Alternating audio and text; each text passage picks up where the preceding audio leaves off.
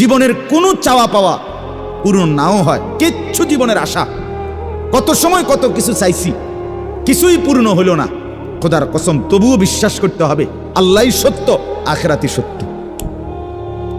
আবার পেতে পেতে আমি যদি গোটা দুনিয়াও পেয়ে যাই, তবুও আমাকে বিশ্বাস করতে হবে এটা স্থায়ী না, এটা কিছুক্ষণের, আমার আল্লাহই সত্য, আখিরাতই সত্য। যার কারণে সাহাবায়ে কেরামের মধ্যে যারা প্রচন্ড গরিব ছিলেন, ওনারাও শতভাগ বন্দিগি করছেন। সাহাবায়ে কেরামের মধ্যে যারা ভীষণ ধনী ছিলেন, তারাও শতভাগ বন্দিগি করছে। হযরত ওসমান রাদিয়াল্লাহু তাআলা আনহু ধনী ছিলেন। হযরত আব্দুর রহমান ইবনে আউফ রাদিয়াল্লাহু তাআলা আনহু অনেক বড় ধনী ছিলেন। 100 উট ওই জামানায়, নবীজির জামানায়, নবীজির ইন্তেকালের পরে এক সালানে 100 উট বোঝাই মাল হযরত আব্দুর রহমান ইবনে আউফের মদিনার বাজারে সালান ঢুকত, পাইকারি মাল আসত 100 উটে করে। সেই যুগে, আজ থেকে 1300 বছর 1400 বছর আগে, আপনি বলেন তো কি পরিমাণ ধনী ছিলেন তিনি।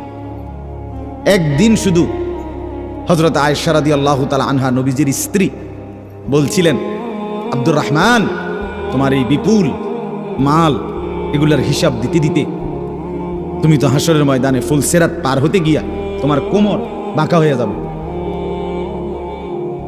আমরা কিতাবে পড়ছি সাহাবী আব্দুর রহমান ইবনে আউফ, ওনার উট 100 উটের মাল মদিনার বাজারে পাইকারি চালান নামাইতেছিল। তখন উনি এই সময় শুনছে এই কথা, এটা ওনার কানে আসছে।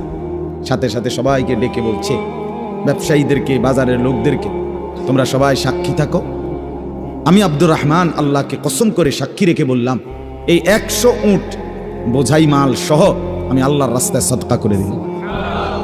বিনিময়ে তবুও আমি কিয়ামতের দিন আখিরাতে ফুলসিরাত বাঁকা হইয়ে পার হইতে চাই না, সোজা হইয়া পার হইতে চাই। আখিরাত হারাইতে চাই, পরকাল হারাইতে চাই না, দুনিয়া হারাইয়ে ফেললাম।